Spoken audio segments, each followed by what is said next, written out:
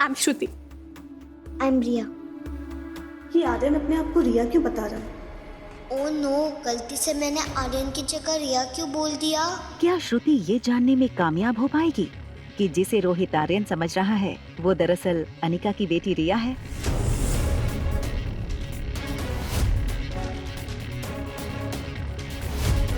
क्या आज रोहित को पता चल जाएगा कि अनिका ही डॉक्टर अमृता है? हेलो, मैं तुमसे दोस्ती करने आई हूँ। मेरा नाम श्रुति है और तुम्हारा? Hello, I am Riya. Wow, Riya तो कितना प्यारा नाम है। रिया? कौन रिया?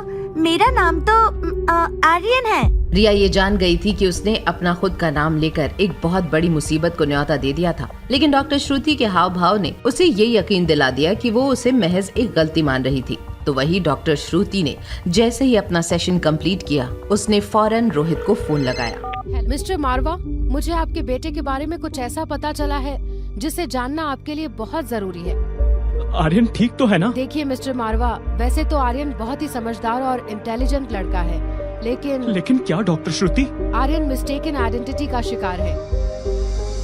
डॉक्टर श्रुति की कही इस बात को सुनते ही रोहित की जान सूख गई। वहीं दूसरी ओर ज्योति बुआ के ऑपरेशन के वक्त हुआ कुछ ऐसा। Doctor Amrita, her pulse is dropping, हमें जल्द से जल्द कुछ करना पड़ेगा। इतना पैनिक मत करो, एसी का टेम्परेचर बढ़ा लो, पेशेंट को ठंड लग रही है। अब पेशेंट की पल्स रीडिंग नॉर्मल हो रही है। वैसे तो डॉक्टर अमृता की काबिलियत से कोई भी अनजान नहीं था, लेकिन जो एक्सपीरियंस लाइफ केयर हॉस्पिटल के डॉक्टर्स को हो रहा था वो उनके सुने किस्सों से भी 2 कदम आगे था। सभी डॉक्टर्स तक लगाए बस डॉक्टर अमृता को सर्जरी करते हुए देख रहे थे, तो वहीं डॉक्टर श्रुति रोहित मारवा को आर्यन की दिमागी स्थिति के बारे में बता रही थी। मिस्टर मारवा, आर्यन को जो मिस्टेकन आइडेंटिटी है उसकी वजह से वो खुद को कभी लड़की समझता है और कभी लड़का। कभी बोलता है उसका फेवरेट टॉय बार्बी है, तो कभी रेसिंग कार, और तो और वो किसी अनजान लड़की को अपनी माँ भी मान चुका है। तो क्या आर्यन एक नॉर्मल बच्चा नहीं है? क्या उसकी जगह किसी स्पेशल स्कूल में है? नहीं मिस्टर मारवा, आप जैसा सोच रहे हैं वैसा बिल्कुल नहीं है। आर्यन बहुत जल्दी ठीक हो जाएगा। आपको बस उसके दिमाग में चल रहे इस झूठ के साथ कुछ और दिन जीना होगा, ताकि उसे अपने ये ख्याल झूठे ना लगे, क्योंकि इससे उसे गहरा सदमा लग सकता है। श्रुति की बातें सुनकर रोहित को एक गहरा सदमा लगा था। वो आर्यन जिसे रोहित सबसे ज्यादा प्यार करता था, उसी आर्यन की ये हालत रोहित के लिए बर्दाश्त कर पाना बहुत मुश्किल था। मगर उसे अभी भी अपनी दादी की सर्जरी के लिए डॉक्टर अग्रवाल से बात भी करनी थी। देखिए डॉक्टर अग्रवाल, मुझे आज ही डॉक्टर अमृता से मिलना है और उन्हें दादी की सर्जरी के लिए मनाना है। ठीक है मिस्टर मारवा, अभी वो ओटी में है, जैसे ही सर्जरी खत्म होगी आप उनसे मिल लेना। लेकिन आपको एक बात का खास ध्यान रखना होगा। कौन सी बात डॉक्टर? डॉक्टर अमृता अपने काम को लेकर बहुत ही ज्यादा प्रोफेशनल हैं, तो मैं सजेस्ट करूंगा कि आप उनके सामने पैसों की बात ना करें। क्या पता उन्हें बुरा लग जाए। जैसा आप ठीक समझे डॉक्टर, मैं उनसे पैसों की बात नहीं करूंगा। वैसे भी मुझे लगता है अब वो दादी माँ की सर्जरी के लिए जरूर हाँ कर देंगी, क्योंकि जब वो एक मामूली सी औरत की सर्जरी करने यहाँ आ सकती है तो मेरी दादी की सर्जरी क्यों नहीं करेंगी? मैं ऐसा इसलिए कह रहा हूँ क्योंकि डॉक्टर अमृता ने इस सर्जरी के लिए पेशेंट से कोई पैसे नहीं लिए हैं। मैंने जितना उनको समझा, वो पेशेंट देखकर उनका इलाज करती हैं, उनका स्टेटस देखकर नहीं। डॉक्टर अग्रवाल से मिलने के बाद Rohit operation theatre viewing area से डॉक्टर अमृता को सर्जरी करते हुए देखने लगा। डॉक्टर अमृता अपनी सर्जरी के आखिरी पड़ाव पर थी। उसने ज्योति बुआ के सिर पर पट्टी लगाकर कहा, operation successful. Congratulations doctor. Thank you everyone. बाहर जाकर फैमिली को इन्फॉर्म कर दो। मैं आपका जितना शुक्रिया करूं उतना कम होगा। Thank you doctor. क्या मैं डॉक्टर अमृता से मिल सकती हूं? डॉक्टर अमृता तो हॉस्पिटल स्टाफ्स के सेलिब्रेशंस के बीच जैसे ही अनिका ऑपरेशन रूम से बाहर निकली, उसकी नजर बाहर इंतजार कर रहे रोहित मारवा पर पड़ी और वो छिपते छिपाते वहाँ से निकल गई और सीधे पास वाले एक कैबिन में चली गई। अनिका ने अपना पीपीई किट उतारा, अपने कपड़े पहने और उसने जैसे ही बाहर निकलने के लिए बैग उठाया, उसके सामने प्रीति खड़ी थी। आप डॉक्टर अमृता हैं? हाँ प्रीति, लेकिन तुम्हें ये बात अभी सबसे छुपानी पड़ेगी। सही वक्त आने पर मैं खुद सबको बता दूंगी। मुझे माफ कर दो दीदी, मैंने आप पर शक किया। I am really sorry. आपने माँ को बचाने के लिए क्या कुछ नहीं किया और मैंने आपको ही गलत समझा। कोई बात नहीं प्रीति, लेकिन एक बात का ध्यान रखना, ये राज सिर्फ हम दोनों तक ही रहना चाहिए। आप डॉक्टर अमृता है। जैसे ही रोहित की ये आवाज अनिका और प्रीति के कानों में पड़ी, वो दोनों सुन पड़ गई। जिस पहचान को अनिका ने इतने सालों से छिपा कर रखा था, उसका सच आज रोहित के सामने आ चुका था। हालातों के सामने हार कर अनिका रोहित को सब सच बताने ही वाली थी कि तभी प्रीति ने दोनों हाथ जोड़कर माफी मांगते हुए कहा, इसमें अनिका दी की कोई गलती नहीं है, सारी गलती मेरी है। अगर आपके हॉस्पिटल में किसी भी रूल को तोड़ा गया है तो उसकी सजा सिर्फ मुझे मिलनी चाहिए। सॉरी मिस, मैं कुछ समझा नहीं। जब मुझे पता चला कि कामिनी ऑपरेशन के वक्त आईसीयू में होगी तो मैंने फौरन अनिका दी से कहा कि प्लीज वो वहाँ रहकर उस पर नजर रखें। ठीक है, लेकिन डॉक्टर अमृता कहाँ है? मेरा उनसे मिलना बहुत जरूरी है। सर, वो थोड़ी देर पहले ही यहाँ से निकल गई। डॉक्टर अमृता बहुत बिजी लग रही थी। ऑल राइट, आप लोग जाइए और पेशेंट का ध्यान रखिए। एक मिनट। रोहित की दमदार आवाज सुनकर अनिका और प्रीति की सांसें और कदम दोनों ही थम गए। अनिका समझ गई थी कि रोहित ने प्रीति का झूठ पकड़ लिया था और अब डॉक्टर अमृता की सच्चाई को बाहर आने से कोई भी नहीं रोक सकता। वहीं दूसरी तरफ टेरेस पर बैठ रिया और आर्यन ने ये तय किया कि वो फिर से अपनी अपनी जगह लौट जाएंगे। आज डैड की फ्रेंड श्रुति आई थी। उन्होंने मुझे एक टेस्ट पेपर दिया और मैंने सारे क्वेश्चंस के सही सही आंसर दे दिए। ब्रदर, अब तुम्हें डैड से सरप्राइज गिफ्ट मिलेगा, रेडी रहना। ये तुम्हारी बहन की तरफ से तुम्हारा पहला गिफ्ट। गिफ्ट? क्या है गिफ्ट में? अरे बाबा, वही तो सरप्राइज है ना। Oh sorry, thank you sister. Riya और आर्यन बड़ी समझदारी से अपनी मुश्किलें सुलझा रहे थे, तो वहीं अनिका की मुश्किलें खत्म होने का नाम ही नहीं ले रही थी। अनिका अपना बचाव करने के लिए जैसे ही मुड़ी, तभी रोहित ने कहा, देखिए, इस हॉस्पिटल के कुछ रूल्स हैं। यहाँ बिना परमिशन के आईसीयू वार्ड में जाना स्ट्रिक्टली मना है। पेशेंट की जान और हॉस्पिटल की रेपुटेशन दोनों खतरे में पड़ सकती हैं। मिस अनिका, अगर आप मेरी हेल्प करने के लिए राजी हैं, तो मैं आपकी इस गलती को नजरअंदाज कर सकता हूँ। कैसी हेल्प? मेरा बेटा आर्यन एक बहुत ही नाजुक स्टेट ऑफ माइंड से गुजर रहा है। उसे ठीक करने में मुझे आपकी हेल्प चाहिए। आप कुछ दिन मेरे बेटे से मिलो और उसको यकीन दिलवाओ कि आप उसकी असली माँ नहीं हो। मिस्टर रोहित, ना तो मैं कोई आया हूँ, ना ही कोई चाइल्ड साइकोलॉजिस्ट। मुझे आपके बच्चे से पूरी हमदर्दी है, मगर इस केस में मैं आपकी कोई हेल्प नहीं कर सकती।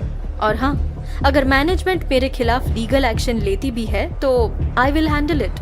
इससे पहले कि रोहित कुछ कहता, अनिका वहाँ से प्रीति के साथ चली गई। अनिका की बातें सुनकर रोहित को मानो करंट सा लग गया हो। रोहित ये तय नहीं कर पा रहा था कि आखिर अनिका का असली रूप क्या था। हॉस्पिटल से निकलने के बाद रोहित डॉक्टर श्रुति के कहने पर आर्यन के लिए गिफ्ट लेकर जैसे ही स्वीट में पहुंचा, उसने आर्यन के पास जाकर बोला, श्रुति ने बताया आज तुमने टेस्ट पेपर्स में सारे आंसर सही किए, तो तुमने जो उनसे गिफ्ट बोला था वो मैं ले आया हूँ। Thank you so much dad, love you. Aryan बड़े ही एक्साइटमेंट में गिफ्ट बॉक्स खोलने लगा, लेकिन ये क्या, इसमें तो लड़कियों के खेलने की बाबी डॉल थी। उसने गुस्से में गिफ्ट बॉक्स को दूर फेंक दिया। रोहित ये देखकर चौंक गया। पल भर के लिए मानो उसने हार मान ली हो। क्या हुआ आर्यन, तुम्हें गिफ्ट पसंद नहीं आया? ये गिफ्ट तो तुमने ही मांगा था ना। आर्यन, मैं तुमसे बात कर रहा हूँ, जवाब दो मुझे।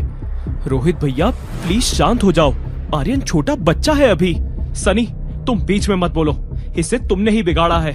तुम इसका बिल्कुल भी ध्यान नहीं रखते। पर भाई, तुम यहाँ से जाओ, मैं डैड से बात करता हूँ। मेरा बेटा ऐसा नहीं था। ये सब मैं जानता हूँ किसका करा धरा है। मैं उसे छोड़ूंगा नहीं। तुम कहाँ जा रहे हो? आर्यन रोहित का गुस्सा देखकर वहाँ से चला गया, लेकिन आज रोहित ने ठान लिया था कि उसके बेटे की इस बिगड़ी हुई हालत के पीछे जिम्मेदार इंसान को सबक सिखाना है। वो बिना कुछ बोले गुस्से में रूम से निकल जाता है। रोहित मन ही मन अनिका को होटल से बाहर निकाल देने का फैसला कर चुका था। अनिका के स्वीट के बाहर पहुँचते ही रोहित ने डोरबेल बजाई। लगातार डोरबेल बजने पर भी जब गेट नहीं खुला तो रोहित का गुस्सा 7वें आसमान तक पहुंच गया था। उसने बिना कुछ सोचे बड़ी ही जोर से अपना हाथ दरवाजे पर दे मारा। तभी दरवाजे की उस ओर वो उस इंसान को खड़ा देखता है, जिसे देखकर उसके पैरों के नीचे से जमीन खिसक जाती है। तुम यहाँ कैसे? मैंने तुमसे कहा था ना, हमारी स्वीट से बाहर मत आना। तुम मेरी एक भी बात नहीं सुनते हो आजकल। रोहित को अपने सामने खड़ा देखकर रिया के होश उड़ गए। उसके पास रोहित के सवालों का कोई जवाब नहीं था। रोहित रिया को आर्यन समझकर जबरदस्ती अपने स्वीट में ले गया, लेकिन वहाँ तो आर्यन पहले से ही मौजूद था। वहीं हॉस्पिटल में कामिनी डॉक्टर अग्रवाल के बताए हुए समय पर उनके कैबिन में पहुंचकर उनका इंतजार कर रही थी। उस अनिका से मेरी खुशियाँ, मेरी तरक्की देखी नहीं जाती है।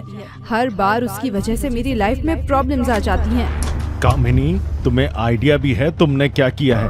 तुम्हारी वजह से पूरे हॉस्पिटल, पूरे मैनेजमेंट को शर्मिंदा होना पड़ा है। I am sorry sir. What sorry?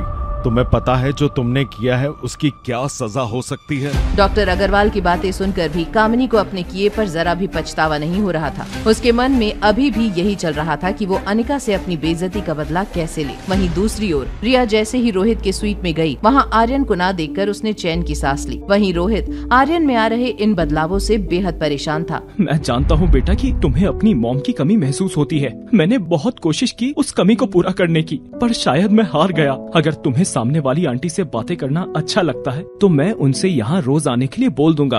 Okay? नहीं नहीं डैड, अगर आप चाहते हो मैं उनसे दूर रहूं तो मैं ऐसा ही करूंगा। I love you dad. Riya Rohit को हारा हुआ नहीं देखना चाहती थी, पर उसे मालूम था कि अगर उसने अनिका से मिलने के लिए हामी भर दी तो उसका सच बाहर आ जाएगा। वहीं सनी आर्यन को रोहित के साथ आता देखकर हैरान रह गया। आर्यन बाहर से? वो तो अभी कुछ सेकंड पहले ही बेडरूम में गया था, फिर ये बाहर के दरवाजे से अंदर कैसे? सनी खुद ही खुद से सवाल जवाब किए जा रहा था। उसे समझ आ गया था कि हो न हो कुछ तो गड़बड़ जरूर है। वहीं रोहित के रूम से जाते ही रिया फौरन बेडरूम में आर्यन को ढूंढने लगी। आर्यन कहाँ हो तुम? बाहर आ जाओ, रास्ता क्लियर है। डैड को कुछ पता तो नहीं चला? ऑलमोस्ट पता चल ही गया था, पर मैंने संभाल लिया।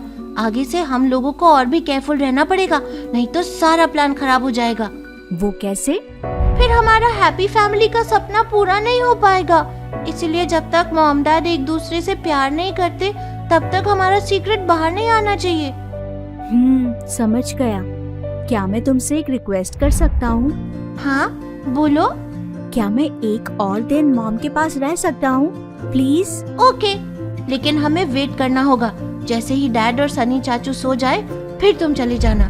कुछ ही देर बाद रोहित और सनी की नजरों से बचकर आर्यन अनिका के स्वीट में आ गया था। गहरी नींद में सोई अनिका को देखकर आर्यन को बहुत सुकून मिला और वो उसके पास में ही सो गया। सुबह होते ही अनिका की नींद लगातार बज रहे उसके फोन से खुली।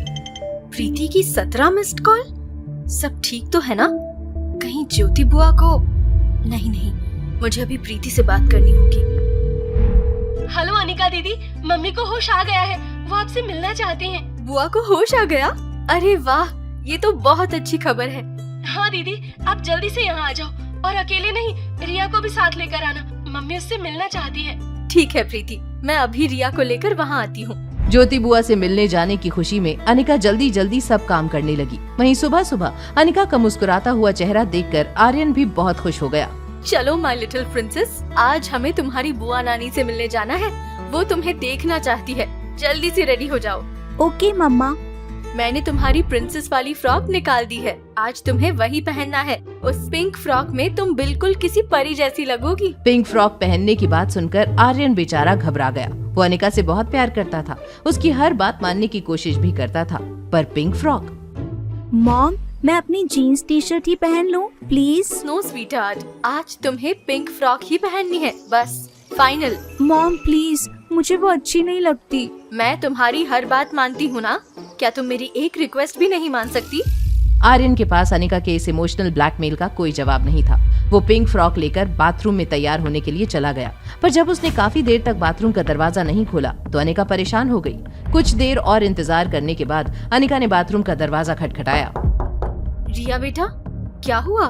इतना टाइम क्यों लग रहा है तुम्हें? जल्दी करो, हमें हॉस्पिटल जाना है। रिया, तुम जवाब क्यों नहीं दे रही हो? तुम ठीक तो हो? मैं अंदर आ रही हूँ।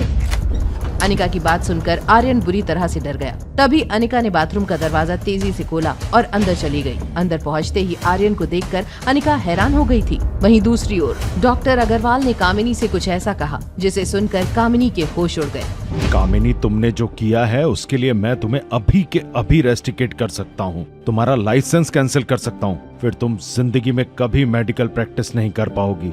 कामिनी मिन्नतें कर रही थी और डॉक्टर अग्रवाल उसकी एक सुनने को तैयार नहीं थे। डॉक्टर अग्रवाल ने जैसे ही कामिनी को रस्टिकेट करने की बात कही, कामिनी को लगा कि जैसे उसका करियर अब खत्म होने वाला है। उसने डर के मारे अपने हाथ जोड़ लिए। नहीं सर, प्लीज ऐसा मत कीजिए। मैं तुम्हारी कोई बात नहीं सुनना चाहता। आखिर तुम्हें इतना बड़ा झूठ बोलने की क्या जरूरत पड़ गई थी? बताओ मुझे, क्यों किया तुमने ऐसा? मुझसे बहुत बड़ी गलती हो गई, मैं ऐसा अब कभी नहीं करूँगी।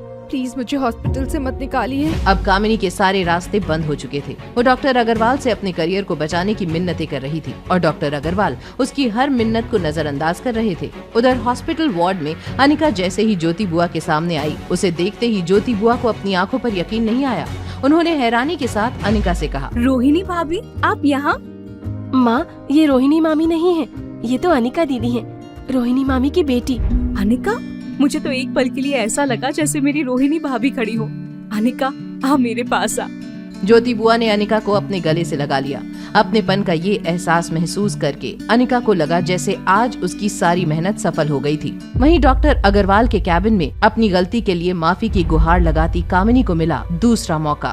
सर, मैं मानती हूँ मुझसे गलती हुई है, मगर प्लीज मुझे रस्टिकेट मत कीजिए, मेरा पूरा करियर बर्बाद हो जाएगा सर, प्लीज। ठीक है कामिनी, सिर्फ और सिर्फ तुम्हारे एकेडमिक रिकॉर्ड्स को देखते हुए मैं तुम्हें इस बार लास्ट वार्निंग देकर छोड़ रहा हूँ, मगर ऐसी गलती अगर तुमने फिर से की तो मैं तुम्हें खुद रेस्टिकेट कर दूंगा। जाओ अभी यहाँ से। Thank you doctor Agarwal. Kamini अपनी इस इंसल्ट के लिए अनिका को ही जिम्मेदार मान रही थी और अब उसने अनिका को मिट्टी में मिलाने की कसम खा ली थी। वहीं हॉस्पिटल वार्ड में ज्योति बुआ अनिका को प्यार से गले लगाकर खुश हो रही थी कि तभी उनकी नजर दरवाजे पर खड़े आर्यन पर पड़ी।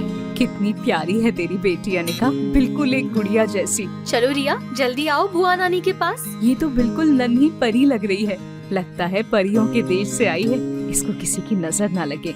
अनिका, तुम देख लेना, एक दिन ये बहुत बड़ी हीरोइन बनेगी। हाँ, ये तो है ही ड्रामेबाज। वैसे अनिका, तू तो बिल्कुल अपनी माँ जैसी दिखने लगी है, वही रूप, वही रंग और उतनी ही बड़ी चालबाज। मनीषा, तुम यहाँ कामिनी के साथ, और ये क्या बकवास है?